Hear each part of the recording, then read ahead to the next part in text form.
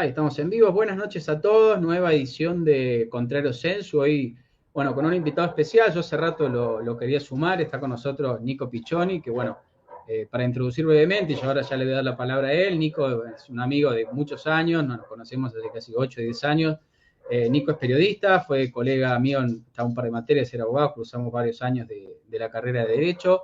Compartimos un interés intelectual, a los dos nos gusta mucho leer, él lee incluso más que yo, Nico es un libro abierto, lee muchísimo, no solo de política, le gusta mucho la literatura, la filosofía, es un tipo muy culto y yo hace rato quería que podamos traer acá de alguna forma, nosotros una vez por mes con Nico solemos juntarnos en un café a 2 o 3 horas, a veces hablar de política, de la vida, y a veces se pasa volando, y charlas que por ahí se ponen súper interesantes, y veníamos hablando hace rato, cuando yo empecé con el canal, bueno, lo vengo tentando de que se suma al proyecto, de que me dé una mano con esto, porque la verdad que no lo hago solo por mí, obviamente, porque la verdad que Nico tiene mucho para contar y la idea de este espacio es que mentes como la de Nico también puedan sumarse y aportar un poco en esto, ¿no? Que son charlas no tan pensadas en lo masivo, en decir títulos rutilantes que todo el mundo quiere escuchar, sino a veces analizar un poquito más detenidamente qué es lo que pasa, buscarle la vuelta a algunas cosas y bueno, Nico, bueno, te doy la bienvenida, buenas noches, el gusto en serio de tenerte acá y ojalá que podamos tenerte de manera fija, porque bueno, te decía hace rato, para mí era un golazo que te puedas sumar y un gustazo tenerte este primer lunes acá en el programa. No, realmente, hola Ger, el gusto es para mí. Realmente estoy muy a gusto de estar acá. La verdad que sí, lo venimos postergando hace rato que me venís diciendo y yo por una cosa o por otra no he podido estar, pero sí, la verdad que realmente es un placer para mí formar parte de este espacio. Bueno, Y bueno, después de la semejante me alegro presentación, que sea todo bilateral bien. entonces y ojalá en serio que pueda mantenerse en el tiempo. Te vamos a tener como un columnista fijo, ya los chicos ya te van a ir conociendo y bueno, está el chat abierto. Los que quieran ir haciendo preguntas o haciendo algún comentario, como siempre, los vamos a ir compartiendo. Para hoy con Nico hemos charlado a la mañana de analizar un poco el programa en torno a la figura de lo que fue el Día del Trabajador, ayer 1 de mayo, ¿no? Para empezar, bueno, una vez más hubo algunos actos ayer de festejo, que en realidad no hay nada para festejar, porque la situación laboral hoy de Argentina, uno de los sectores más críticos justamente son los asalariados de clase media, que lo venimos diciendo. Muchos no logran acceder directamente a un empleo, muchos teniendo un empleo no llegan a fin de mes por el costo de la canasta básica y las paritarias que cierran para abajo. Y mucha gente se considera empleada cuando en realidad es un subsidio encubierto, esto de la economía popular y los planes, si bien perciben un sueldo, y esto es algo que por ahí se entiende poco, que percibas un salario no te hace un trabajador, no, si no estás agregando valor a una cadena de producción, vos podés percibir un salario, pero no ser un trabajador. Lo mismo piensa un delegado sindical, lo mismo piensa un empleado público que no va al laburo, o de un empleado que no tiene una tarea concreta, que tiene un área que directamente está para huevear.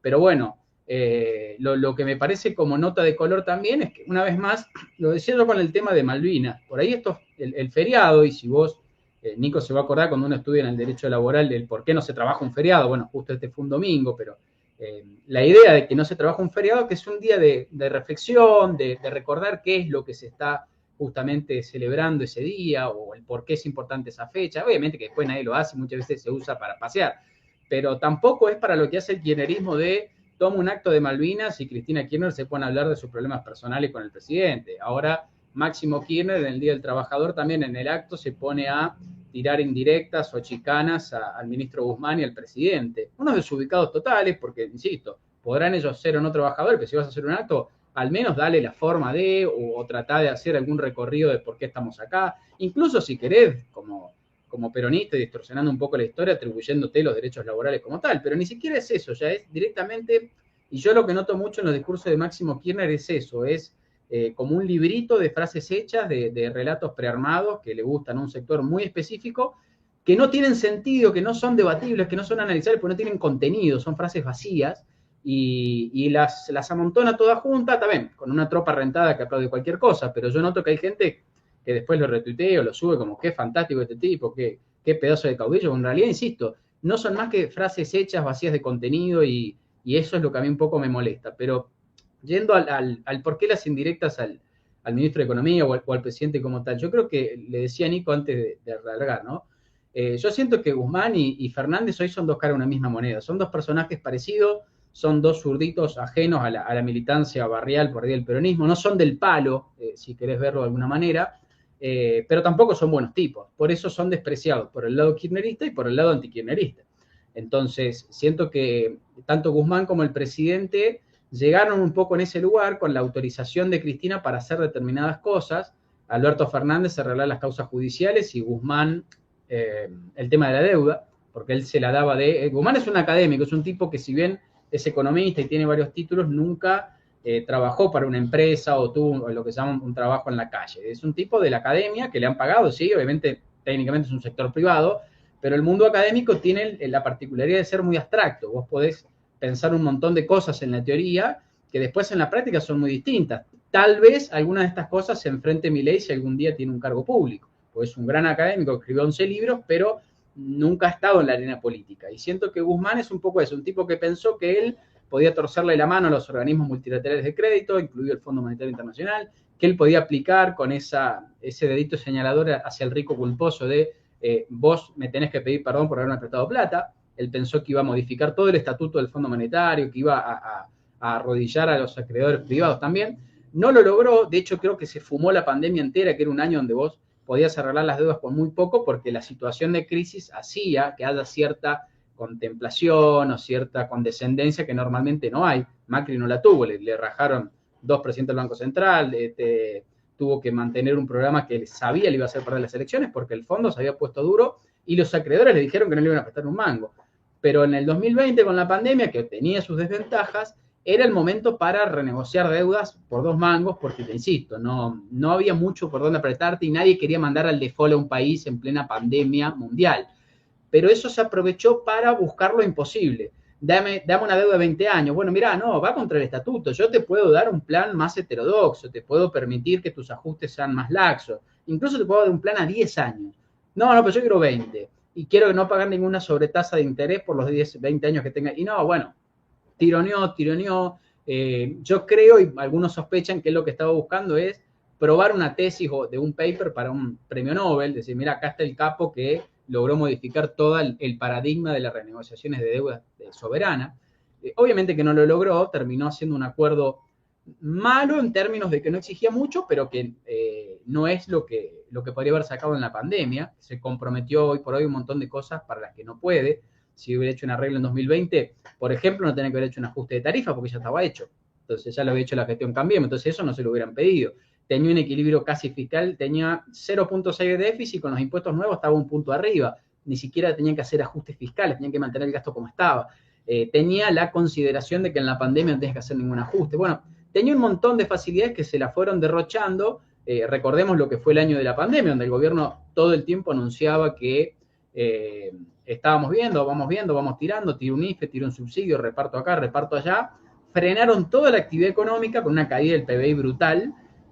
Se comieron todo lo que le había dejado la gestión de Cambiemos y bueno, el 2021 encima le agregaron que al ser un año electoral tiraron la maquinita de billetes a la calle, encima perdieron y cuando fueron a negociar con el fondo estaban sin guita, sin posibilidad de emisión, sin el crédito de, bueno, a ver, sos nuevo, vamos a sentarnos a negociar, pues ya habían pasado 2 años y siento que Guzmán se fue en eso. Hoy por hoy lo sostiene el Fondo Monetario porque generalmente, y esto le pasó a Macri también, cuando el fondo te firma un acuerdo, lo firma con el ministro de Economía actual. Entonces, Macri en su momento tenía la presión de echarlo a Duhovne y ponerlo a Melconian o algún otro más político.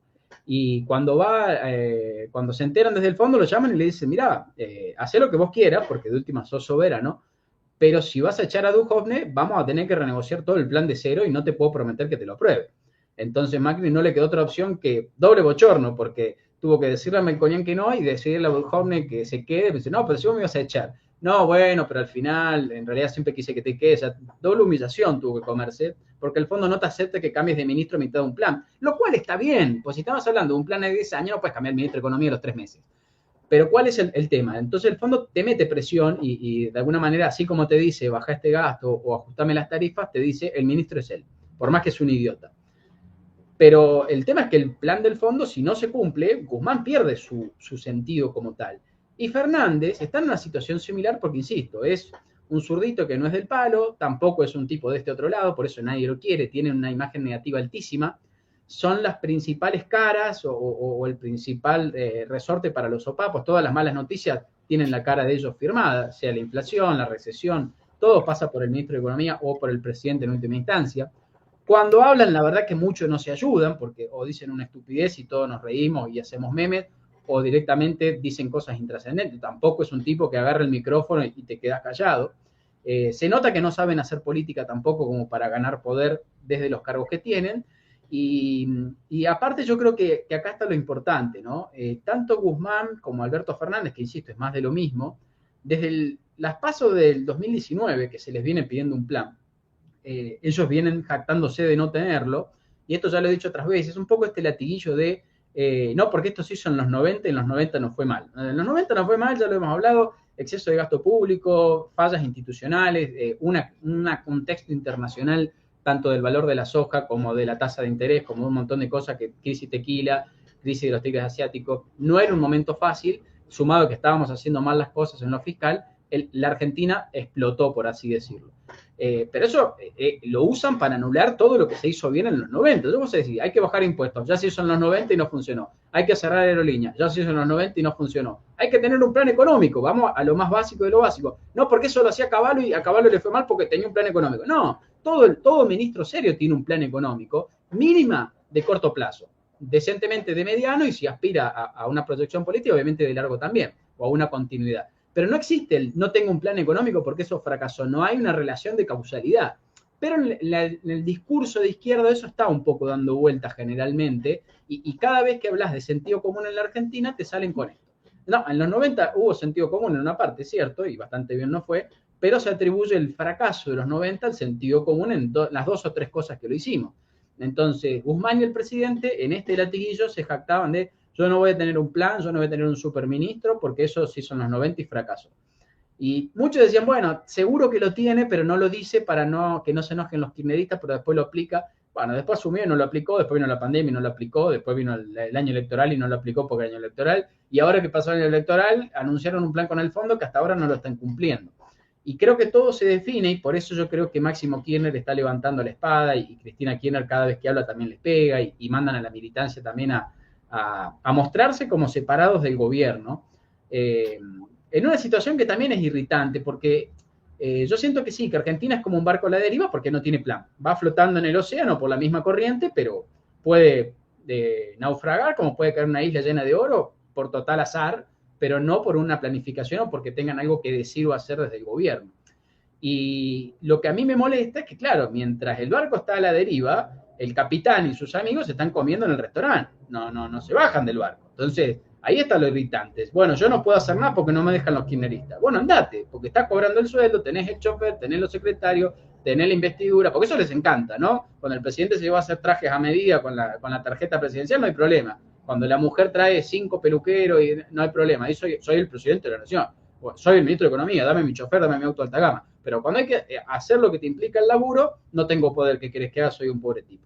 Entonces, el kirchnerismo está tratando de desligarse y es más de lo mismo. O sea, si no sos parte del gobierno, andate. Dice, bueno, yo no me voy a ir. Bueno, sacar a los que están, porque alguien se tiene que hacer cargo de esto. Y ahora le comentaba a Nico hoy temprano, el 11 y 12 de mayo hay audiencias por el aumento de tarifas. Recordemos que siempre estuvo regulado, pero en la gestión de Cambiemos, cuando se hizo el aumento de tarifas, recordemos que la Corte le dijo que no porque tenía que pasar por derecho administrativo previamente por un proceso de audiencias públicas, donde distintas ONG o cualquier ciudadano que quiera en realidad se anota y puede ir y dar su opinión de por qué cree que está mal o por qué cree que está bien. Insisto, es algo que siempre estuvo, pero nunca se le dio bola. Vos haces una audiencia pública, lo mismo pasa en materia ambiental. Iban 3 tipos, nunca tenía mucho peso.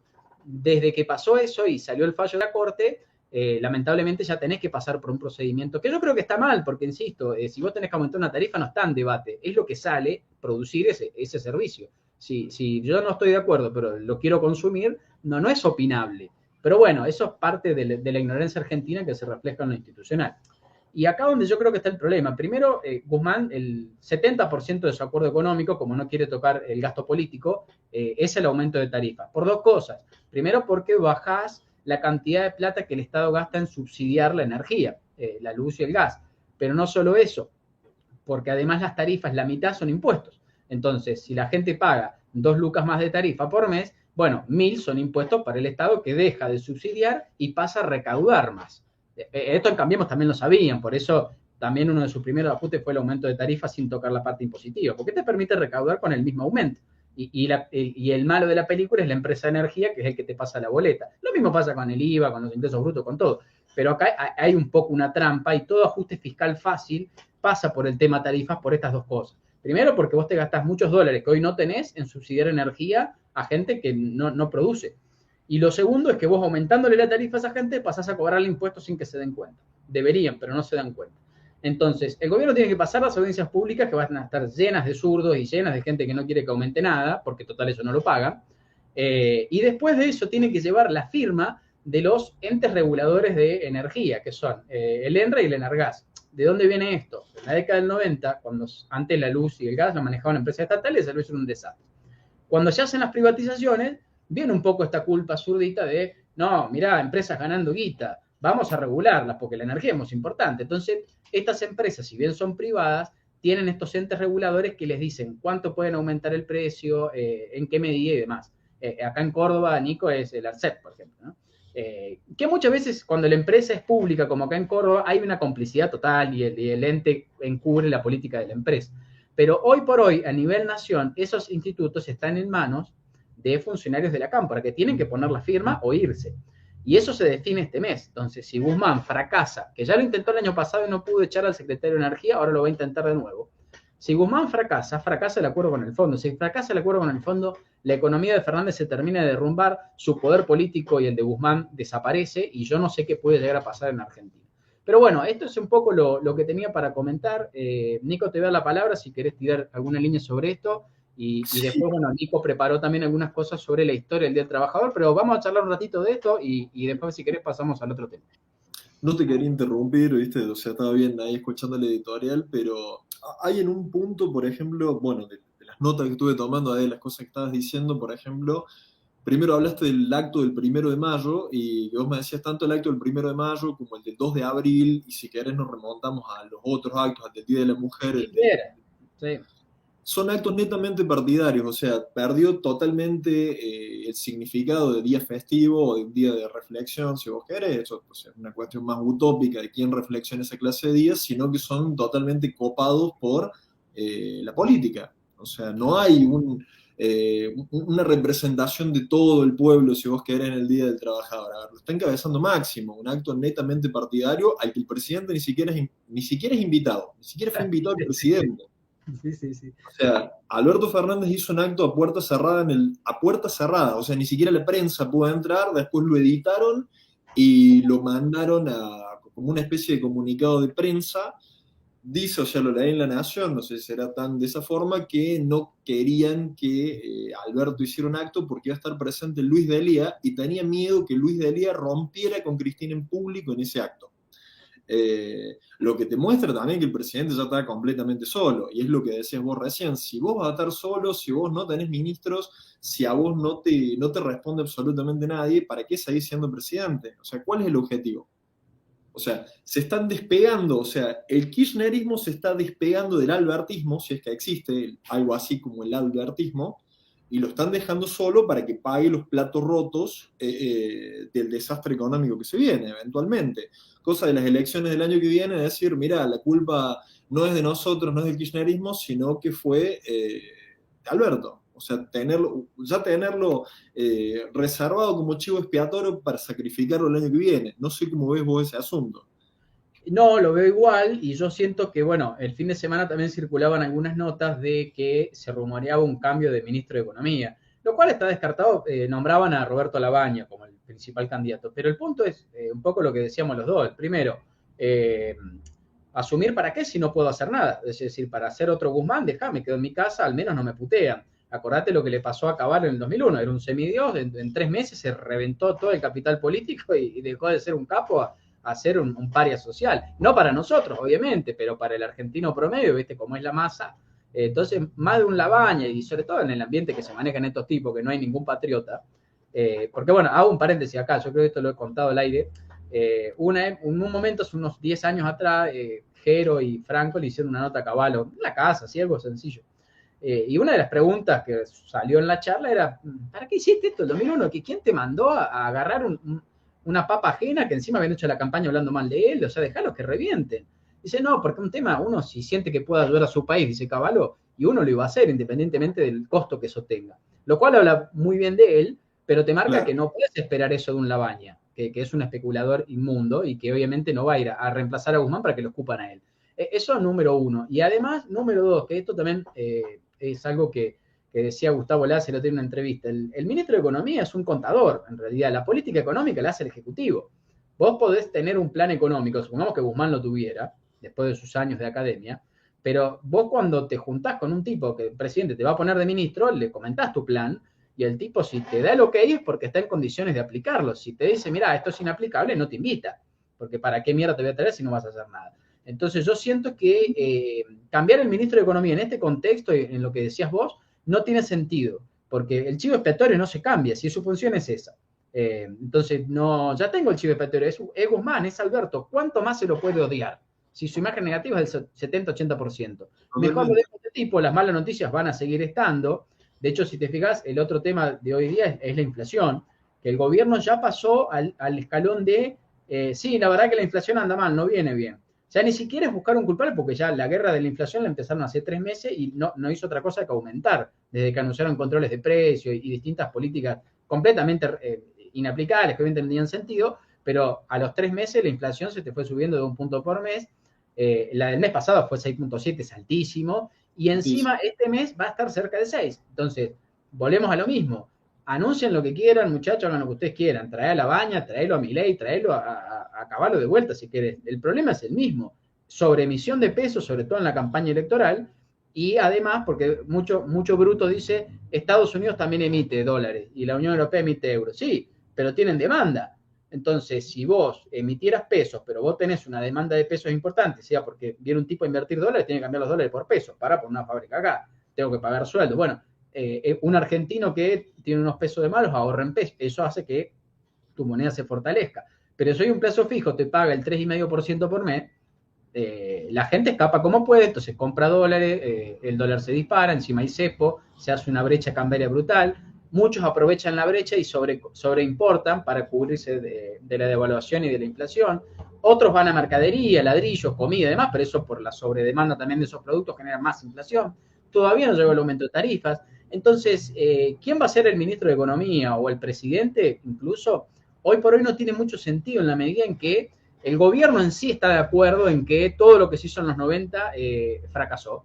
Y es justamente lo que hay que hacer. Entonces, por eso yo creo, a ver, Nico, Cristina Kirchner, con el poder interno que tiene en el partido, independientemente que a nivel nacional tenga un decaimiento en las encuestas, hoy por hoy, y la última vez que se sometió a elecciones tenía un 30 y pico por ciento. Entonces tiene diputados propios y demás.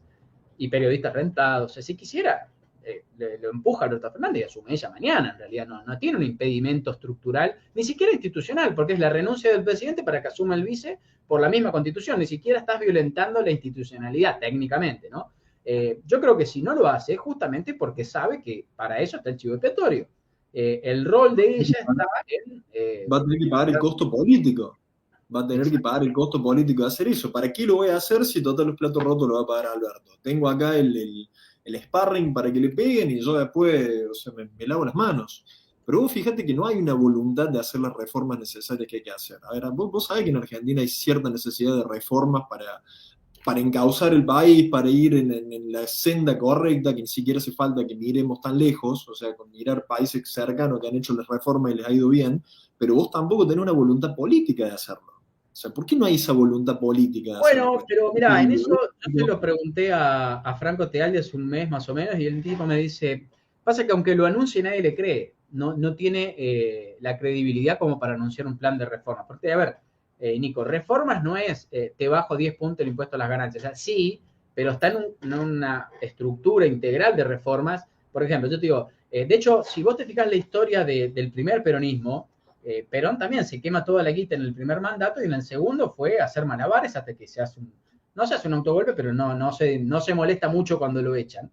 Perón también intentó acercarse a Eisenhower, intentó mostrar ciertas medidas, como tenía un congreso alcahuete, sancionaba un día una privatización, era lo mismo, intentó sacar leyes que fomentaran el ingreso de capitales, pero no le funcionaban, porque era el mismo simio que hace 2 años le estaba confiscando las cosas.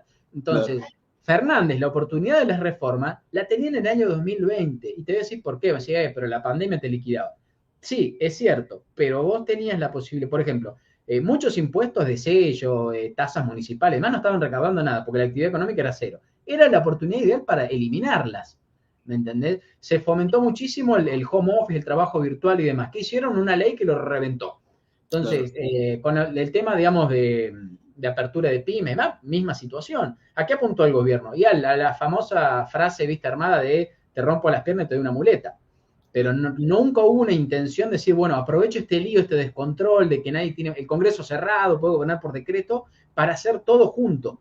¿Viste? Meto un megapaquete, reviento todo con la excusa de la pandemia, renegocio la deuda y hago ciertas reformas. No, lo que pasa es que si no se quiebra todo. Y ya está, cuando pasó la pandemia las reformas ya estaban hechas, ya empezaban a funcionar, te olvidabas. Si vos tuviste 2 años diciendo que no iba, que ya viene, ya viene, ya viene, y ya no te alcanza el mandato. El otro día yo decía algo que es cierto. 4 años para la política es poco tiempo. Para nosotros es una eternidad, se nos va la vida. Pero para la política, 4 años es poco tiempo. Por eso muchos buscan siempre un segundo mandato y algunos hasta más también, ¿no? Entonces, imagínate en 2 lo que puede llegar a ser y ahora en 1,5, siendo que el que viene es un año electoral y que ya estamos en el suelo del suelo del suelo. Entonces yo siento que ahí, pero lo que no tengo claro, Nico, tampoco pretendo que vos lo tengas porque creo que nadie lo sabe, es, en esta situación, listo, Fernández es el chivo expiatorio, Guzmán ponele que también, yo entiendo por qué Cristina no lo echa. Lo que no entiendo es por qué él no se va, ¿me entendés? Porque yo te claro. puedo decir, bueno, pero a ver, yo, Fernández, renuncio hoy, yo tengo una jubilación de expresidente, Guzmán con la chapa de que fue ministro vuelve a la academia o se va a trabajar afuera o a algún lado, no es que no tienen para comer, me salgo del debate público, de las cámaras, de los diarios, me voy tranquilo a mi casa, qué sé yo, alguien lo putea hoy a Dualde en la calle, que fue un presidente que hizo un ajuste que llevó a la pobreza al 56%, 400% de evaluación en un mes o 3 meses, no sé cuánto, con salario congelado. Sí, se tuvo que ir antes el tipo y todo, pero hoy por hoy, ¿quién putea a Dualde? Hasta 2 por 3 alguna nota y dice alguna cosa cínica. Entonces, a mí lo que no me cierra, y como te digo, no pretendo que lo tengas porque creo que no sé si algún periodista de los medios que son amigos de estos tipos lo sabe, es por qué se queda.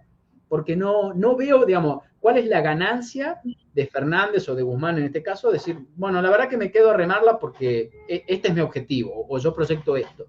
No lo veo porque posibilidades de reelección también son nulas. Si el peronismo llega a presentar un candidato competitivo, va a ser algo completamente ajeno a Fernández, que no salga ni siquiera en una foto con Peña 15.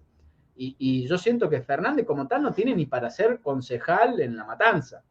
Y es Claro. decir, ¿para qué quedarte? ¿Para qué humillarte a vos mismo todo el tiempo? Y cada vez que agarra el micrófono se humilla el doble. Algunos hasta dicen que el tipo ya está desarrollando cierta patología con el alcohol por el estrés que maneja, la angustia que debe tener y demás. Fuiste papá hace poco. ¿Cuál es el chiste de quedarte a humillarte por gente que ni siquiera te valora, que te escupe en público? Como decís vos, organizan un acto y no te invitan, siendo el presidente. No es que, no, bueno, no, te avisaron. No te invitan. Tener que hacer actos a puertas cerradas, no entiendo. Y vos me decís, no, bueno, lo que pasa es que tengo a todos mis amigos metidos acá en el... No, ya le echaron a todos los amigos de Fernández. Hoy por hoy está rodeado de kirchneristas, salvo Guzmán, que tampoco es amigo de Fernández, que es el único que le quedó de los que él eligió. No es lo mismo a es mi mejor amigo. Yo creo que entre ellos no se pueden ni ver.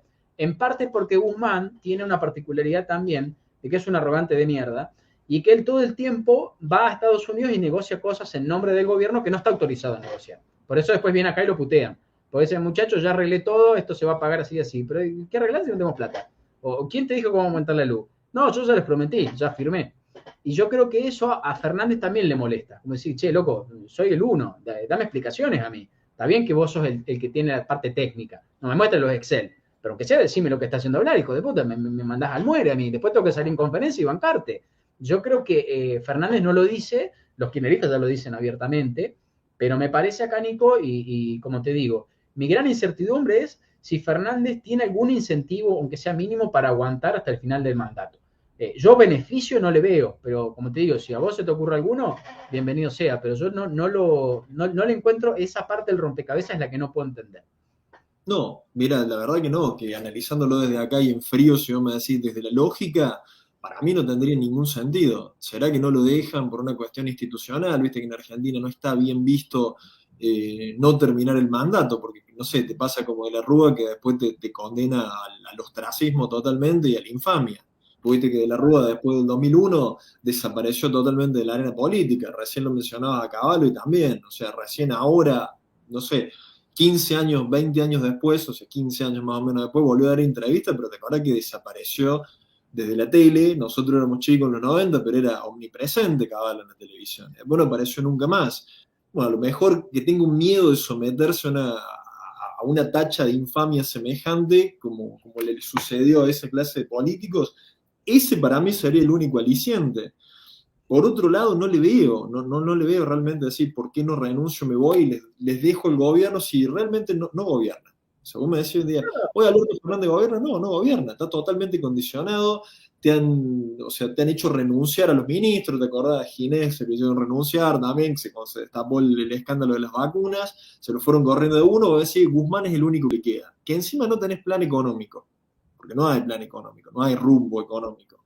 Vos dijiste, vamos un barco a la deriva, dijiste hace un rato, somos un barco a la deriva que a lo mejor podemos naufragar o podemos encontrar una isla de oro. La verdad que lo veo en el océano gigante como para encontrar una isla de oro y creo que la segunda opción es la más probable, pero la verdad que no puedo responderte la pregunta cuál sería la motivación en este momento para que siga siendo presidente, salvo que, no sé, que no lo dejen. O sea, que diga, che, el pacto que culmine el mandato.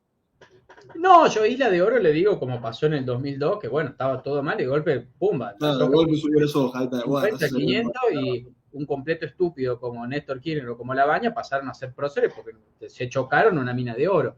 Pero incluso, Nico, el año pasado el Fondo Monetario estaba en regalón y repartió 4.000 palos para los, en derechos especiales de giro. O sea, te regalaron 4.000 millones de dólares, ¿sí? de la nada. La cosecha del año pasado y de este año estuvo muy bien y los precios internacionales encima estuvieron altísimos. Tuviste una cosecha espectacular 2 años seguidos, más la guita que te regaló el fondo, más la complicidad de los sindicatos. O sea, tuvieron, por eso te digo, decir, bueno, la pandemia. Sí, es cierto. Y la pandemia se comió a un presidente como Trump también, y se comió a varios. Pero en el 2020, sí, el que sobrevivió al 2020, después ya quedó bien, ya quedó flotando. Y ahí está un poco lo que decimos del no tener plan. Te cayó ahí y una mina de oro y tampoco sabes qué hacer, pues te la gastás, ¿viste? No hay la conciencia de que lo que necesita la Argentina es un plan productivo y demás. Pero bueno, acá Fernando me dice que te deja hablar un rato, que me calle y tiene razón, pues me viven escuchando. No, está bien, está bien. Nada, Fernando siempre está haciendo bullying, así que no le des tanta bola. Es así nomás con Fernando desde la radio, ya venimos. Y cuando viene Franco Tealdi ni te digo. Así que Nico, no, yo lo había charlado con Nico, de charlar un poco sobre, ya que el gobierno no lo hizo, de charlar un poco los orígenes del derecho laboral y cómo se empezó a forjar esto, que tiene muy poco que ver con lo que se vive actualmente. De hecho, hasta la metodología de trabajo es distinta, porque hoy la industria no es la misma que hace 100, 200 años atrás, es todo mucho más mecanizado. Y me parece que está bueno, o sea, tiene un porqué el 1 de mayo, no es arbitrario, no tiene nada que ver con el peronismo, aunque los peronistas son capaces de decirte que sí. Así que, Nico, para no morder ahí, te doy el pie a vos, yo en todo caso voy acotando alguna reflexión. Y el peronismo en este momento lo ha monopolizado, pero en realidad creo que el 1 de mayo se festeja en Argentina desde la época de Irigoyen. O sea, después el peronismo sí lo toma como la reivindicación del Día de los Trabajadores y lo ha monopolizado, pero no es una cuestión exclusivamente peronista, pero viene con lo que hablábamos recién, ¿no? Dejas de hacer un acto que sea festivo, de reflexión o por lo menos que englobe a todo el país, para pasar a hacer los actos partidarios. Igualmente creo que la gente ya se lo toma como un día para comer locro y para no laburar y para aprovechar una escapadita a un lugar de tomarse unos días de vacaciones. Este año les cayó un día domingo, lo que no les puedo hacer un feriado largo, pero normalmente creo que es para eso. Hoy que cada vez a los actos, esta clase de actos partidarios, sobre todo el del 1 de mayo, no es mucha gente la que va, y la que va es no ya rentada, que sí va gente rentada, sino porque te valía el sindicato. Vos fíjate que no hay a ver, che, soy un autoconvocado y tengo ganas de ir a celebrar el Día del Trabajador a la plaza. Ni loco, me quedo en mi casa, me voy a la sierra con mi familia, lo que sea, y no voy a participar de esa cuestión. O sea, pero sí se ven las banderas políticas, sí se ven toda bandera partidaria, básicamente. Y voy a decir, ¿por qué se festeja el 1 de mayo? Vos sabés que el Día del Trabajador viene de Estados Unidos, o sea, esa no sé si esa parte la sabías, es de Estados Unidos, que paradójicamente Estados Unidos no lo festeja el 1 de mayo, sino que el Día del Trabajo en Estados Unidos, el Día del Trabajador en Estados Unidos y en Canadá, es el primer lunes de septiembre. Es decir, Sí, es el primer lunes de septiembre y no el 1 de mayo, siendo que ahí es donde surge, se logra exportar al resto del mundo, pero los mismos norteamericanos no lo festejan en este día, también por una cuestión partidaria, porque se ve, o sea, como una cuestión más ligada a la izquierda, o una cuestión anarquista, o una cuestión combativa con la que el presidente Cleveland, que es el que lo legalizó en la década del 90, del siglo XIX, de 1895, si no me equivoco, lo veían como una cuestión de esta forma y no querían fortalecer a los partidos socialistas o a los partidos anarquistas, entonces decidieron mantenerlo en septiembre, el primer lunes de septiembre. Aparte, por otra cuestión, también se festeja en septiembre en Estados Unidos, que es que les queda, es un feriado intermedio entre el del 4 de julio, que es el Día de la Independencia, y el día del Día de Acción de Gracias, que es el último, si no me equivoco, el último jueves de noviembre. Entonces, este feriadito, aparte son los últimos días de verano, le viene bien por una cuestión también de vacaciones, de descansos, es como un, ¿viste esos feriados que son como un hito en la cabeza de las personas que voy a decir, bueno, a partir de acá tengo estos días del año que son para desenchufarnos? Como Bueno, Semana Santa, por ejemplo. como Semana Santa, ¿viste? Que mentalmente voy a decir, che, empecé el año, bueno, Semana Santa es el ¿Cuándo primer cae? alivio. ¿Cuándo cae? Porque tengo Ya está 5 días viendo. que son alivio, ¿viste? ¿Qué sé yo? Una cosa así, bueno, no sé, vacaciones julio, el 17 de agosto, ¿viste? ¿Qué sé yo? Les venía por esta forma. Por eso mismo lo siguen festejando, porque era una reivindicación que pedían los trabajadores en Estados Unidos entre 1870 y 1880, estaban pidiendo las 8 horas de jornada de trabajo. Entonces empezaron a pedirle un año y como no se la daban, organizaron un desfile. Se convierte, a ver, en Estados Unidos es algo festivo el Día del Trabajo. ¿Sí? No es algo más partidario, sino que en una cuestión festiva. Como fue un éxito la cuestión festiva y después pasa lo que voy a comentar ahora en este momento, decidieron dejarlo en septiembre, Estados Unidos y Canadá. Sin embargo, en el resto del mundo, bueno, pasó al 1 de mayo porque hubo una masacre el 1 de mayo. ¿Qué había pasado? Se había organizado una huelga general también para pedir las 8 horas de trabajo. Se había organizado, o sea, habían dicho que a partir del 1 de mayo se tenía que legalizar las 8 horas de jornada laboral. ¿Sí? Eso lo empezaron a pedir los sindicatos en Estados Unidos durante el año 1885, 1884, 1885, no me acuerdo bien la fecha, y le dieron como un par de meses a los empresarios como para que fueran ayornándose, para decirle, bueno, vos fíjate que a partir del 1 de mayo nosotros vamos a empezar a trabajar 8 horas porque lo que haremos como jornada laboral. Llegado ese día, no quisieron los empresarios, no se acoplaron a la demanda de los trabajadores y se organizó una huelga general. ¿Qué pasa? Esa huelga general se pone bastante virulenta en algunas ciudades en Estados Unidos. En Chicago se pone muy virulenta la cuestión. Como era una huelga ilegal, o sea, no había sido autorizada, habían cerrado, o sea, no estaba autorizada la huelga, viste que tiene que tener una aprobación, no es como acá que vos salís cualquier día y cortás la calle, no pasa absolutamente nada, nadie te saca, viene un día, te cortan una planta, no podés ingresar a la planta, no pasa absolutamente nada, sino que, bueno, tenés que solicitar la autorización para la huelga, esta era una huelga ilegal, y muchos empleados iban a la fábrica a trabajar, entonces para evitar que los huelguistas no te dejaran entrar a la fábrica, habían puesto policía en la puerta de la fábrica, ¿viste? Para tratar, ¿viste? De que no, de que te dejaran ingresar y que te dejaran salir. Concretamente, había una fábrica que no, o sea, que no los dejaron salir, a ver, no me acuerdo cómo era el nombre de la fábrica, acá creo que era la McCormick, si no me equivoco, una fábrica de maquinaria, y se arma un lío con la policía reprime, se va a una plaza y ahí alguien, uno de los manifestantes, le tira una bomba de mano a un policía, mata a un policía y la policía reprime. Se matan a 6 personas y bueno, durante los días siguientes, o sea, pero esto fue el 4 de mayo, no fue el 1 de mayo. Nosotros festejamos el 1 de mayo, pero esto se cumpliría el 4 de mayo, fue el asesinato del policía y la represión en la que se matan a 6 huelguistas. Y después de esa situación, bueno, nada, se apresaron a los que eran los cabecillas de los sindicatos, se los apresaron y les hicieron un juicio un Acá tanto. Esteban de León aporta, por ejemplo, si es fabricante de tractores, cosechador, Eso la verdad. mismo, esa misma, Acá, esa misma fábrica, la McCormick. Lo que hace, claro, lo que hacen en los días siguientes, la policía los busca, que ya los tenían en listas negras ahí a los sindicalistas, los organizadores de estas huelgas, los apresan y le hacen un juicio sumario, un juicio bastante rápido, y a los días creo que agarraron a 7, a 5 los ahorcaron. O sea, a ese nivel llegaron. ¿Sí? ¿Qué pasa? 10 años después, te digo, de esta situación, mucho estaba la pugna entre legalizarlo en septiembre, el Día del Trabajador, o legalizarlo en mayo, como fue la parte de la masacre, pero en Estados Unidos le quisieron sacar todo este contenido político, ¿sí? Todo este contenido porque era más una cuestión, como dije recién, anarquista o socialista, entonces lo dejaron en septiembre y no en mayo. Pero sí, en el resto del mundo se estableció el 1 de mayo, siendo el primer país que lo estableció fue la Unión Soviética.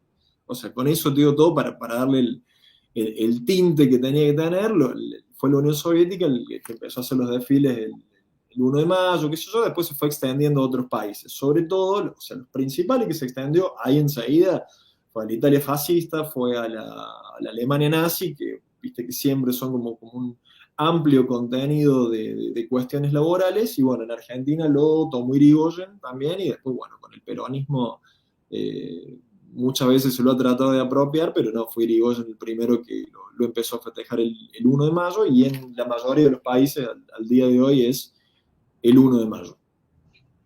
Bueno, Ese la es, verdad que muchas cosas yo no sabía, yo manejaba muy por arriba lo de los mártires de Chicago, que Elvis también comentaba algo ahí. A mí lo que me parece interesante, Nico, es el cambio de paradigma, porque me parece que en ese contexto tiene otro sentido hablar de sindicatos o de leyes laborales, si querés, en todo caso. Yo lo que estoy en contra es que haya una justicia laboral independiente, como fuera autónomo, perdón, la manera de trabajar de esa justicia y demás, pero estamos hablando de un contexto donde las fábricas, el capitalismo como tal empezaba a aflorar después de la revolución industrial, y había muchísima mano de obra disponible. De hecho, la iba a buscar para hoy, pero no quería que salga tan tedioso el video. El corto de Tiempos Modernos, no sé si vos lo viste, creo que es la y lo de vi, el de Chaplin, donde más o algo. menos dibuja como que la fábrica es un tipo, un jefe sentado así y que el resto están todos laburando, pero tiene una parte donde el tipo mira por la ventana y hay gente afuera que da una mano por un laburo.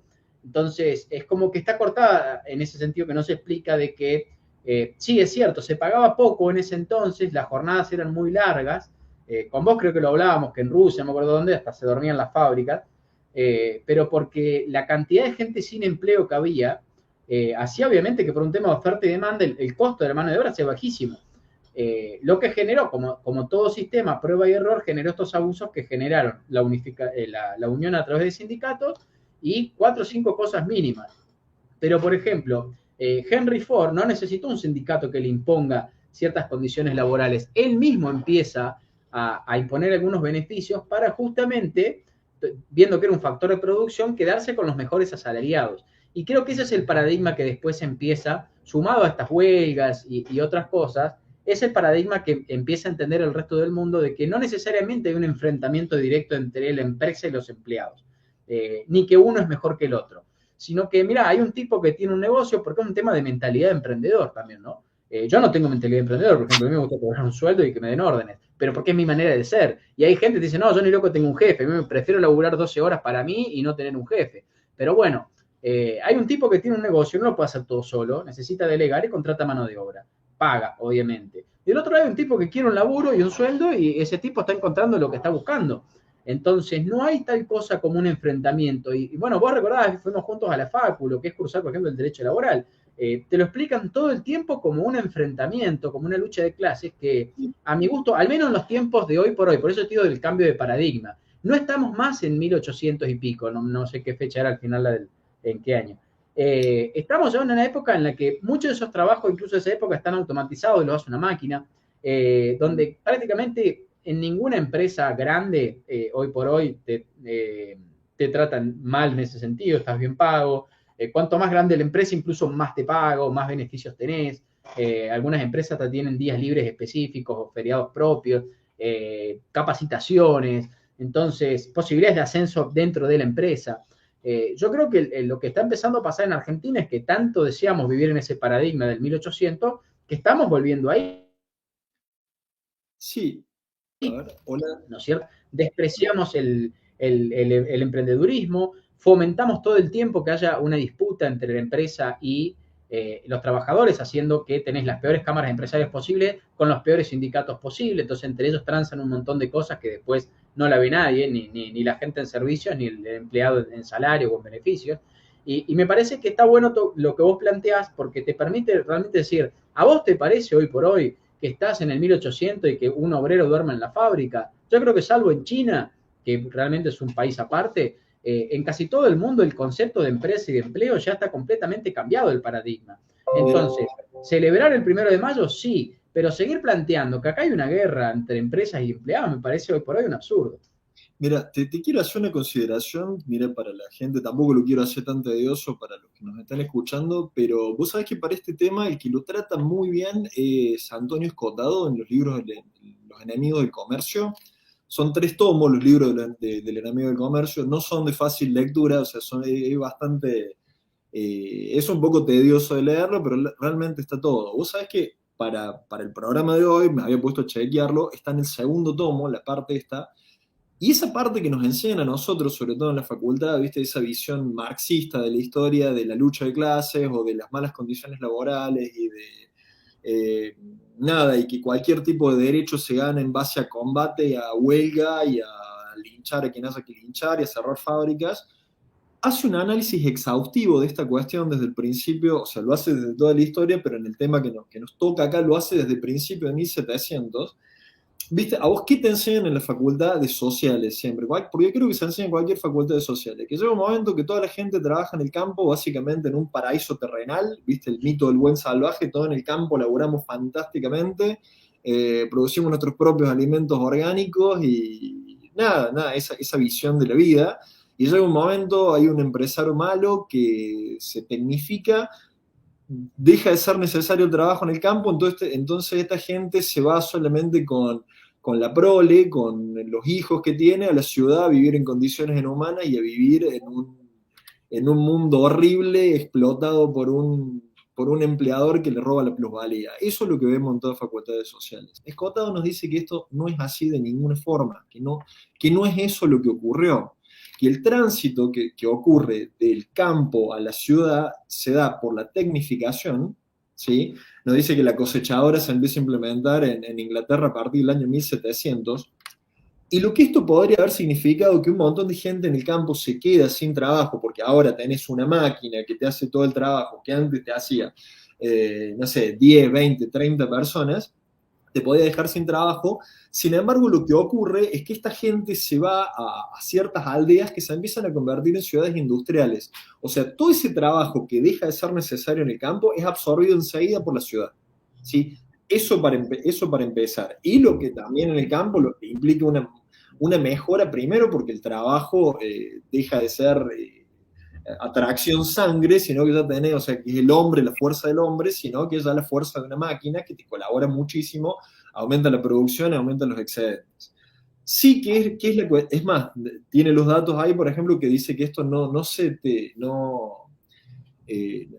tradujo en un desempleo en el campo. Sí, ¿qué es lo que pasa? ¿Qué es lo que pasa? Que, claro, vos imaginate que hay personas que llegan desde el campo a la ciudad con lo opuesto, obviamente hay un ajuste. Vos imaginate que en este momento, suponete, pensalo al día de hoy, vos imaginate que en este momento Córdoba recibiera, no sé, 500.000 inmigrantes de un día para el otro. ¿Entendés? Obviamente no tenés ni casa, no tenés salud pública, no tenés transporte, no tendrías dónde poner. Fíjate lo que pasa, no sé, mirá lo que va sucediendo en Polonia con los refugiados ucranianos, lo que puede suceder en Colombia con los refugiados venezolanos. Obviamente que si hay una migración masiva, en un principio no tenés cómo sostenerla.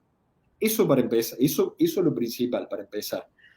Y en segundo lugar, te dice Escotado que hay una idealización por esta visión del hombre como el mito del buen salvaje, del que está en contacto con la naturaleza, de que el hombre es bueno por naturaleza, pero la sociedad lo corrompe. Entonces se idealiza la vida en el campo.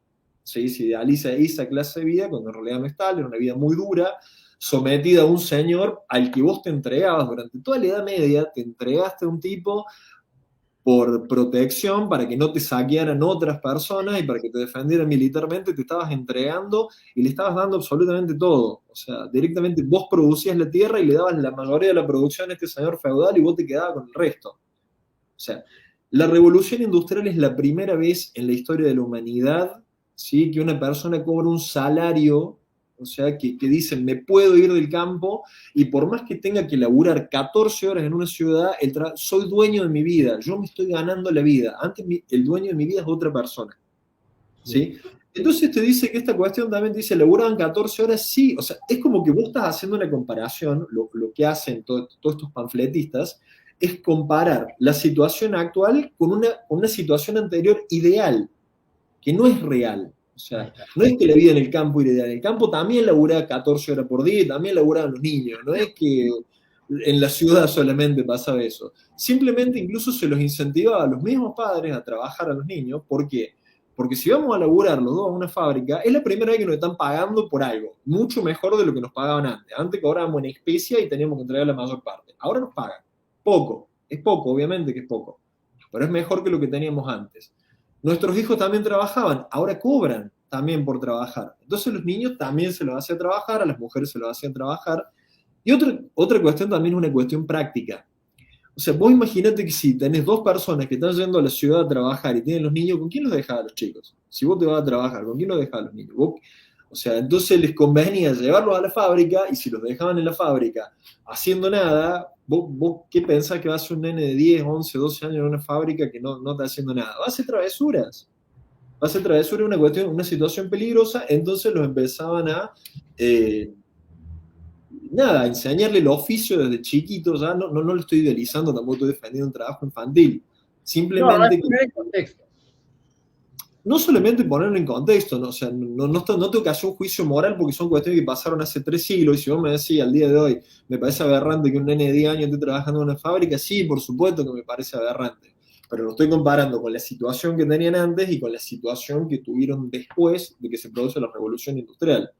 Entonces toda esta visión de Marx, de Engels, de que el hombre ahora es explotado y el capitalista se queda con la plusvalía, se cae sola, se cae por sí misma y la historia ha demostrado que esas ideas solamente conducen a la violencia y a una mayor miseria. Pero bueno, para el que lo quiera consultar, que le interese estos temas, lo trata ahí don Antonio Escotado en Los Enemigos del Comercio. Vos sabés, Nico, que bueno, yo después de una charla con vos, yo intenté conseguir ese libro en la librería, no lo tienen.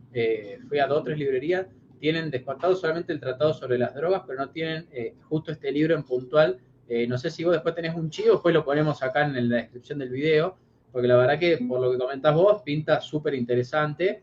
Obviamente que es para entendido del tema, que le guste, no te va a poner un tratado de 1000 páginas si no te gusta el tema, pero la verdad que está bueno manejar estos temas porque, te insisto, son parte hoy por hoy del debate. Con el feminismo pasa un poco lo mismo, por ahí se discuten cuestiones como si estuviéramos en ese siglo el Día de la Mujer también se conmemora en una especie de rebelión también en una fábrica, donde el contexto era completamente distinto y hoy por hoy se hablan como si estuviéramos en el mismo paradigma, como si vos, en 2 siglos ha pasado muchísimo, muchas de esas cosas ni siquiera están en discusión, no necesitas reivindicarlas porque ya son parte de la construcción social.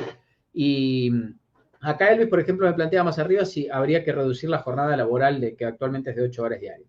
Mirá, hoy por hoy el paradigma de la producción también ha cambiado.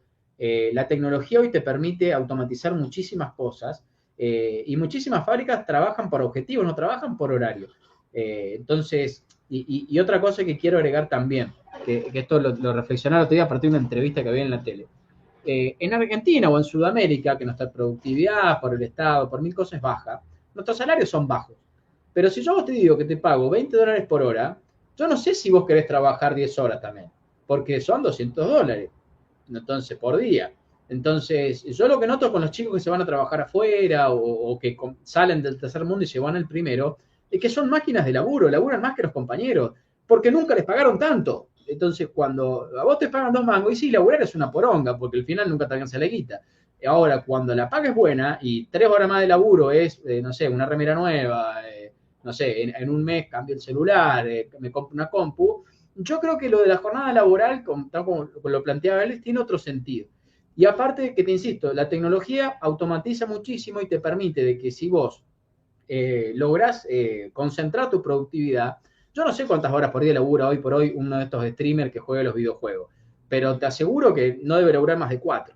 Y me parece que está en esto también. La tecnología te permite multiplicar tu producto de una forma que te ahorra toda esa etapa del marketing, de salir puerta a puerta. Te insisto, yo conozco gente que le gusta laburar y que son máquinas de laburo, pero porque son buenos en su laburo y te insisto, les pagan bien, se saben que son buenos y los reconforta. Lo mandás a la casa, no saben qué mierda hacer. ¿Viste? Entonces, lo de reducir la jornada laboral imperativamente para todo el mundo, y lo veo medio complicado, porque cada laburo tiene una dinámica distinta. ¿Recordás, Nico, en la facu tenía un profesor que decía que había que prohibir los supermercados los domingos, los shopping, porque para que la gente descanse? Y en realidad no estás entendiendo la dinámica de la actividad como tal.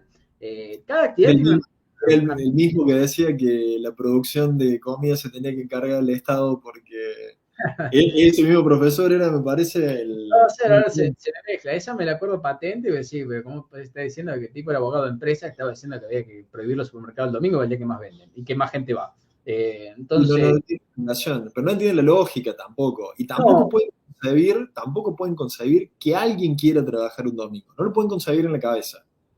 O sea, es como, es lo que decís vos fíjate que vos te movés por incentivo, todo el mundo se mueve por incentivo. Y exacto. si cobro 2 mangos y voy a estar 10 horas en un supermercado, no tengo muchas ganas de ir al supermercado, porque por más que esté ahí, viste, por 2 mangos no lo hago. Claro, Si porque no, 3 horas no hacen la diferencia. Esos son 50 centavos más. Ahora con claro, viste, 2 horas más y son 300 pesos, o sea, no pago, pero ni una cena pago con eso. ¿Entendés? Entonces no tiene sentido. Obviamente que es lo que pasa. Por eso mismo, a ver, tantos profesionales al día de hoy, o sea, gente instruida, gente que acá en Argentina dice, che, soy abogado, soy, no sé, lo que sea, me quiero ir a Europa a laburar rápido, de mozo o lo que sea, porque voy a ganar en un mes lo mismo que acá. ¿Para qué me voy a comer 5 años de carrera, 4 años de residencia, especialización para después cobrar miseria? No tiene sentido, no te muevas por incentivo. Y después vos ves que hay un gran porcentaje de la población que vive del salario público, o sea, porque hay empleo público y cobran bien, o gente que directamente no está integrada al mercado laboral y cobra un subsidio. O sea, no tiene sentido trabajar en esa situación. Es decir, ¿para qué me estoy pelando el lomo si no pago el alquiler?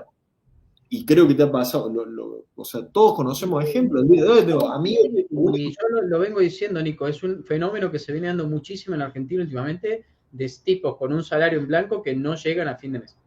Eh, no, que era no, algo que antes, bueno, el que estaba mal con el tipo que no tenía laburo, que estaba trabajando part-time, viste, que por ahí no salía algo, que por ahí era monotributista y hubo un mal mes, pero hoy por hoy tenés gente con laburo en blanco, vemos que cobra del 1 al 10, pero que me decía un amigo el otro día, mira, a mí me están pagando el primero, le decía que estamos bien, yo sé, la empresa anda bien, me pagan, voy a decir el monto, 90 lucas, pero con una familia y todo, no llegó al 20, me decía el tipo. Y decía, pucha, che, al final, un tipo que labura de lunes a sábado, que le pagan el primero, no es que tiene problemas de pago y demás. Me dice, no, la verdad que una familia a cargo, no, muchos gastos no los llegó a cubrir. No pasan hambre, obviamente, pero te quiero decir que debería estar un tipo que tiene un trabajo 6 días a la semana, estar relativamente cómodo. O pero con algún trabajo. pensarlo de esta forma, no solamente el trabajo, pensarlo en un trabajo profesional, un trabajo calificado. O sea, vos decís, te voy a tirar un número porque lo estoy inventando, ¿no? Si te digo, soy un médico y cobro 300 lucas por mes, o sea, o 500 lucas por mes, si querés, tengo una familia. ¿Cuánto tiempo tengo que trabajar para comprarme una casa? O sea, ¿cuántos años son para comprarme una casa? Mira, ayer justo en la mesa familiar estábamos charlando una nota, que no sé qué diario había salido, de que en Argentina necesitas para comprarte tu primer auto o un auto cero, 56 sueldos y medio. Bien. Para comprarte un auto en Estados Unidos necesitas 5 sueldos. Claro. ¿Me entendés? Eso es un poco a lo que iba y que es un ejemplo más en números concretos de lo que estamos hablando. De la casa ni me pongo a hablar porque ya el número es deprimente. Pero saca la cuenta. Y la nota agregaba algo también, porque vos estás diciendo, tampoco es que destinás el 100% del sueldo a pagar la cuota del auto. Destinás, Claro, por supuesto, son 56 sueldos, pero íntegro el sueldo, ¿no? claro, o sea, un 30%, decía el tipo, te multiplicarlo por 3. Te daría 150 sueldos. Y de hecho, fíjate que vos, hoy por hoy, una familia de clase media, muchos ya tenían el auto de alguna época de bonanza, de las cosechas y demás, que lo pueden comprar, pero hoy por hoy, una familia de clase media Un auto usado, Nico, está en 1,5 millones de pesos para arriba. No puede comprar un auto, lamentablemente, porque no juntás esa plata. Y vos decís, bueno, la pongo en plazo fijo, me pagan el 3 contra una inflación del 6. Bueno, compro dólar, el dólar tiene una inflación del 7% anual. Al final se termina desvirtuando todo de tal forma. Vos sabías que hoy por hoy el impuesto inflacionario es el principal motor de recaudación del Estado argentino, mucho más que las retenciones. Y eso genera, tanto que les gusta el tema de la igualdad, una gran desigualdad, porque vos mismo lo sabés, los tipos que tienen mucha guita tienen una estructura financiera que les permite hago el carry trade, muevo esto acá, pongo este bono allá, saco un 8 acá, un 10 acá, pim, pum, le gané. Pero incluso los tipos como nosotros, a mí mañana me entra una guita y yo no sé qué mierda hacer, yo a veces aprovecho a cambiar algo en casa, ¿viste? A pagar alguna deuda atrasada, ¿viste? Decir, no se me ocurre un instrumento financiero que me permita ganarle a la inflación y a la inflación del dólar. Por ahí, ¿qué es lo primero que hace? Comprar $200, ¿viste? Que no hemos cruzado alguna vez. Pero tampoco ganás porque estás perdiendo contra la inflación de Estados Unidos. Sí, y ni siquiera, a ver, el dólar, pues si compro los dólares, sí, pero tengo que ir al mercado negro, todo, al mercado No, blue del negro, dólar, ni sí, siquiera el sí. mercado oficial me deja comprar los dólares. Entonces terminás, o sea, y el argentino en este momento está metido en la trampa del ratón, viste, son el ratoncito en la rueda que no va a ningún lado, y por eso mismo, tantas personas o de nuestra edad, o 10 años más, 10 años menos, están diciendo, agarro todo, agarro mis padres y me voy realmente del país porque no ves, o sea, un cambio de paradigma, como hablábamos recién, o decir, un plan económico que a largo plazo me permita un progreso. Ni hablar de armar una empresa, ni hablar de un desarrollo profesional, así. No veo futuro. O sea, tengo que hacer, si quiero dejar de renegar, tengo que agarrar las valijas, comerme todo el desarraigo que puede implicar y irme a vivir, o sea, rogar que tenga un pasaporte italiano, que algún abuelo haya venido, o conseguir una pareja para casarme e irme a vivir a otro lado. Porque no hay otra opción.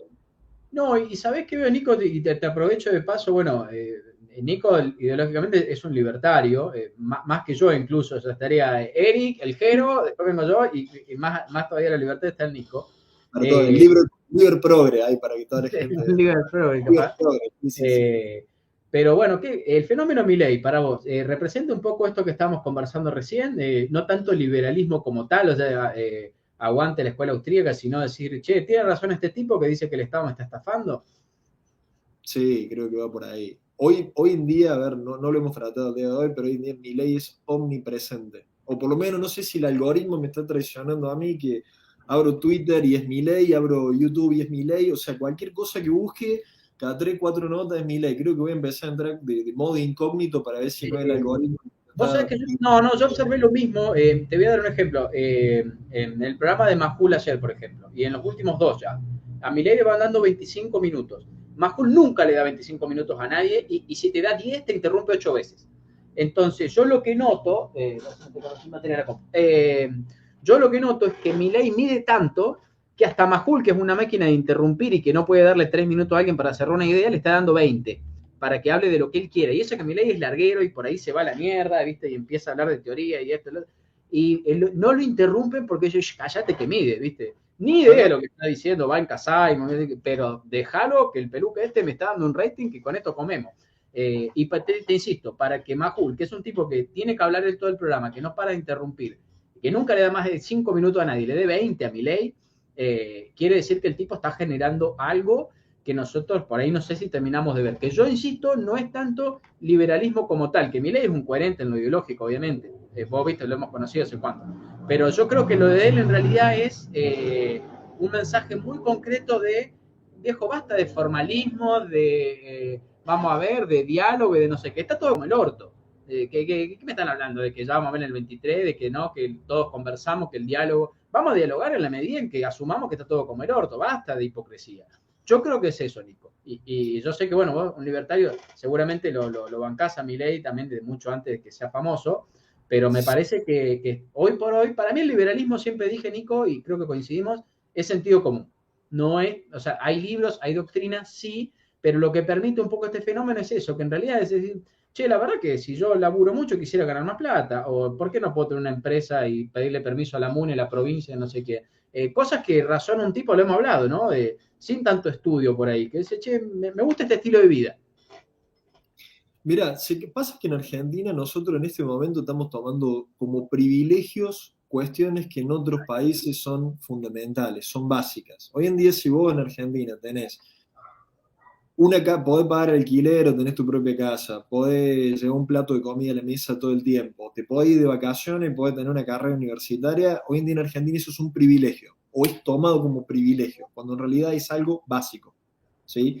Tener un celular, tener una notebook es algo básico en cualquier lado o en cualquier país medianamente desarrollado. Hoy en Argentina no lo es tanto, ¿sí? Y si vos te pones a ver los mensajes políticos que hay, un peronismo anquilosado con doctrinas de hace 70 años, ¿sí? O hace 40, si lo querés, porque seguís reivindicando los 70 y los vínculos de Milei con la dictadura y lo que a vos se te ocurra. Y por otro lado, cuando tuviste una opción que la gente votó, ¿sí? Porque a Macri la gente lo votó, ganaste, qué sé yo, si bien podemos llegar a discutir si lo dejaron o no dejaron hacer las reformas que tenía que hacer, lo concreto es que no las hizo.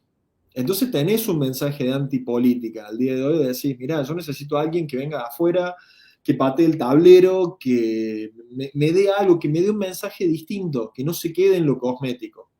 ¿Entendés? Que no me diga un discurso en el momento que se postula para las elecciones y al momento de que asume el poder hace exactamente todo lo que hizo el kirchnerismo. Porque no pudiste o porque no te dejaron o por lo que vos quieras. Pero no lo Eh, hiciste. No, y a mí Nico también me genera, bueno, en su momento, ¿te acuerdas? En el 19 teníamos una discusión amistosa, obviamente, pero discutíamos que vos no querías ir a votar, pero no sentías un incentivo de decir, ¿para qué ve? Yo creo que Milei, más que robarle votos a Juntos por el Cambio, está buscando ese votante como te pasó a vos, como le ha pasado a muchos jóvenes también que sin estar obligados encima legalmente a votar, quieren ir a votar para votarlo a Milei, pero que no hubieran ido de otra manera, digamos, decir, no, sacaron a Milei, puta, bueno, votan de al lado. Bueno, listo, no voy. En realidad quiero venir acá. Ha pasado que lo contaba Pañi una vez que en La Rioja una mina diciendo, ¿dónde está la boleta de Milei? No, señor, eso es en Buenos Aires. ¿Viste? Claro. Gente que iba a buscarlo al tipo.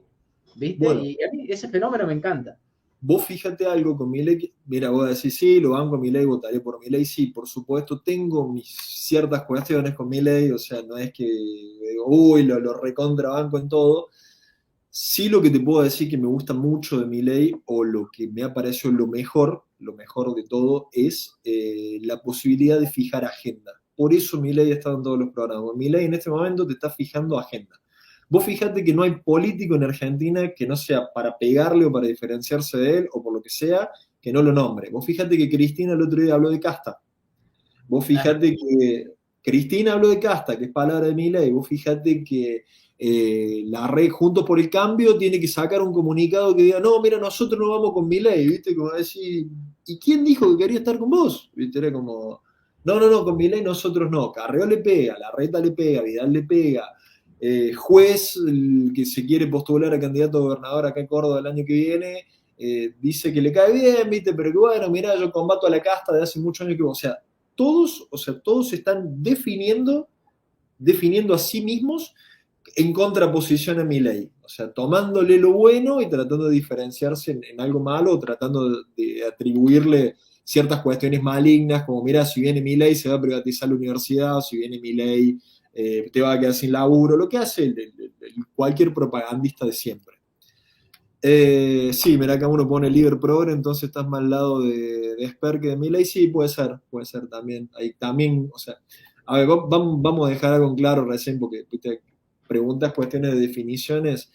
Eh, soy un liberal no personalista, si quieres decir. O sea, liberal no personalista es que voy a bancar las ideas que creo que están bien y que creo que tengo que bancar y no voy a seguir ciegamente a un líder, proponga lo que proponga. Pues si quisiera hacer eso sería peronista, ¿no? Creo que. claro, no, yo me identifico igual que vos, Nico, no me gustan los ismos, ¿viste? Es decir, Claro, uno no es ni macrista, ni mileguista, ni, o sea, como decís vos, lo de Milei me gusta como fenómeno, pero capaz que en el momento de la votación veo que me conviene más de la opción de Juntos por el Cambio y no lo voto, pero lo apoyo. Me parece que está totalmente. bueno esto que planteas, lo de no caer en el personalismo. ¿Por qué? Porque Milei puede tenerla clara en un montón de cosas, como Macri o como cualquiera, pero sigue siendo una persona distinta a vos. Entonces no puedes subordinarte voluntariamente, si me puso una pistola en la cabeza, bueno, pero es un poco militar eso, ¿no? De me subordino a un líder que marca agenda. Después sí está la obediencia partidaria, pero nosotros no estamos en un partido político. De No, hecho, vos me marcaste una vez que el que hace análisis político, un periodista, tiene que ser generalmente opositor incluso, porque si no queda como un alcahuete del gobierno, tal y cual. siempre tener un punto de vista crítico dentro de lo que se puede, ¿no? Yo a veces veo que está medio rebuscada a veces la crítica de algún periodista para resaltar, pero en la medida en que vos digas, bueno, la verdad que en esto no, ningún problema. Y aparte, no, te pregunté las definiciones porque creo que está bueno también, a veces uno dice, bueno, mira, decía un conferencista una vez que él lo marcó un profesor de la Facu que anotaba en el pizarrón el primer día su ideología política y el nombre, ¿viste? Como diciendo, mira, yo explico esto de esta forma porque yo creo en esto. Entonces, cuando vos te definís ideológicamente, estás abriéndote y decís, mira, lo que yo digo puede estar bien o mal, pero viene de acá. Después tomalo como vos quieras y sacale el juego que vos quieras. Nico, la última te hago de este fenómeno que venimos hablando, ¿no? De los libertarios. Vos sos de la generación mía. ¿En qué momento notaste un quiebre? Porque vos recordás lo que era antes, ¿no? Que nos juntábamos en el café y decir qué poronga la televisión, qué poronga los diarios, qué poronga... ¿En qué momento se volvió así? Todo el mundo es libertario. Probablemente, a ver, probablemente sea, mira, yo creo que me acerqué a las ideas liberales a partir del año 2009-2010. O sea, pero fue por influencia de nadie, o sea, fue como de casualidad, no sabía ni lo que era un liberal, de hecho estaba más cercano a los radicales por el hecho de que en mi pueblo gobernaban los radicales con una, o sea, una vez lo escuché decir a Coberton que la gente en los pueblos es liberal pero no lo sabe. ¿Entendés? Que la mayoría de las personas en los pueblos son liberales, pero se dice, no, yo soy radical, en realidad, porque no sabe lo que es liberalismo, no tiene esa etiqueta, pero la mayoría de las ideas son liberales. O sea, está bien visto laburar duro, las ideas de nuestros viejos abuelos inmigrantes que venían, o sea, que no vinieron a Argentina porque tenían unas leyes laborales que lo tutelaban ante la explotación del empleador, sino porque podían venir a laburar sin que lo jodieran, sin guerra y hacer plata, que es lo que vinieron nuestros abuelos. Creo que a ver, por lo menos el quiebre mío, más o menos es a partir del 2010. La parte esta de este quiebre creo que se debe pura y exclusivamente a mi ley. O Bien. sea, 2016 o capaz que un poquito antes, ¿viste? ¿Qué sé yo? Pero más adelante, o sea, es eso, en esos años más o menos, cuando hay un descontento total con la política. A ver, son chicos que ya, vos imaginate que los pubertarios que le dicen, son chicos nacidos, a ver, son chicos nacidos a fines de la década del 90, principios de la década del 2000, que ni siquiera vieron el 2001, no saben lo que fue la década del 90, sino que están viendo esto, que terminan el colegio y que no saben hacer nada y que no pueden conseguir un trabajo y que van a vivir lo que le den los padres y que estudiar una carrera universitaria no les está sirviendo para comprarse el iPhone y la pilcha de marca que es lo que quieren, que no tienen posibilidad de conseguirlo si no se los dan sus viejos y están inmigrando. Ese es el público que creo que se ha vuelto libertario. Pero Y, no, y no, yo creo que también, Nico, porque siempre hubo estatismo, cuando nosotros éramos pendejos también, pero yo noto que ahora llegó un nivel de ridiculez en lo que vos decís, ¿no? Un pendejo que en la pandemia no tuvo viaje egresado, que te prohibían los boliches hasta las 2 de la mañana, tienes que volver a tu casa. Creo que eso los jóvenes lo sintieron mucho, ¿no? no te compres la épica. El joven de hoy no te está comprando No, la épica. es No, cierto. no estoy comprando, no me interesa que vayas a bajar el cuadro de Videla, no me interesa que después de la crisis del 2001, en la que vimos cómo se fundieron nuestros viejos, o en la del 89, para el que se acuerde, y así viene un gobierno que me reivindica todo, o sea, esta clase de cuestiones, la verdad que lo que ve el chico que no se crió en ese contexto, es que no tiene posibilidad de futuro, ¿sí? No tiene posibilidad de futuro y no lo compras con derechos humanos mirado con un solo ojo. Y te dice, ¿sabes qué? Ay, Yo no quiero esto. O sea, quiero lo básico que quiere cualquier persona, porque tampoco me parece que esté bueno una sociedad hiperpolitizada donde la política es una cuestión central de la sociedad. No me parece bien, prefiero no saber de cuánto es la inflación. ¿Sí? ¿Vos sabés quién es el presidente de Suiza? ni puta idea. Ni la más puta idea, me parece perfecto, no sabe quién es el presidente de Suiza. No sé si los suizos saben quién es su propio presidente. ¿Entendés? Entonces, eso, Igual que ¿viste? decía lo mismo del ministro de Economía. ¿Quién es el ministro de Economía? Ni los suizos saben quién es el ministro de Ni Economía. idea, ni idea. Mira, a mí un amigo que migró, o sea, es mi mejor amigo que migró del país hace 4 o 5 años me dijo, mira, ¿sabes qué es lo más nocivo que tiene la Argentina y que me doy cuenta ahora que me voy realmente? Es que en Argentina en lo único que estamos preocupados es en que no nos roben, en que me alcance el sueldo, en que no se me devalúe la plata, en hacer algo financiero para poder ahorrar. O sea, toda esa clase de cuestiones que deberían ser secundarias, una moneda debería ser estable, en Argentina no son cuestiones que se dan por hecho, entonces vos dirigís toda tu energía en esas cuestiones. Y me dice que cuando emigrás, lo único que pones en el foco es en laburar y en hacer bien tu laburo, que eso es lo que deberíamos hacer todos, Ni ¿no? hablar. Crecer profesionalmente y ocuparme de mi laburo sin estar esperando que a fin de mes el gobierno me meta un cepo al dólar y no lo pueda comprar, o que no puedo ahorrar mi propio dinero, o que un día me estoy planeando unas vacaciones y la estoy pagando y un día la plata se me va a la mierda y no me puedo ir porque lo que antes me salía 200 ahora me sale 500, ¿entendés? Todas esas cuestiones así, te olvidas, te enfocas en lo tuyo y creces y vivís una vida sin tanto ruido en la cabeza, me lo dijo con esa metáfora. Perfecto, Nico. Bueno, hora y cuarto del programa, la verdad que se pasó volando, Nico, era justo lo que esperaba, o sea, tus acotaciones descontado, tus datos que yo no manejo, era un poco lo que quería compartir acá con los chicos, y bueno, te insisto, la puerta está abierta, ojalá lo venimos hablando con Nico de tratar de hacer algo fijo el lunes, si el día de mañana va bien, capaz un poco más, pero bueno, la idea es que lo puedan ver y espero que lo hayan disfrutado, que lo puedan tener a Nico acá con nosotros varios días más. Seguramente mañana vamos a estar con el Jero tocando algunos temas de actualidad también, pero bueno, ya para los que les pareció copada la charla de hoy, que les pareció interesante, o por ahí muchas veces con Nico no sabemos qué temas preparar, si alguno quiere sugerir un tema o algo, lo podemos charlar con tiempo y preparar algo. Nico estaba hasta hace poco con el tema ruso, pero bueno, lo teníamos a Laureano justo en ese tema. Pero cualquier tema que por ahí quieran, le insisto chicos, Nico es un libro abierto, tenemos esta charla una vez por mes en un café y son mucho más que 2 horas y media, son 3, 4 horas, porque ya empezamos a hablar de mujeres, ¿viste? Se va un poco de pero la verdad que sí, Nico, un gustazo, fue exactamente No, lo el que gusto, buscaba, pasar la el charla gusto de café realmente es mío. acá al Es canal mío y el gusto. puedan ver.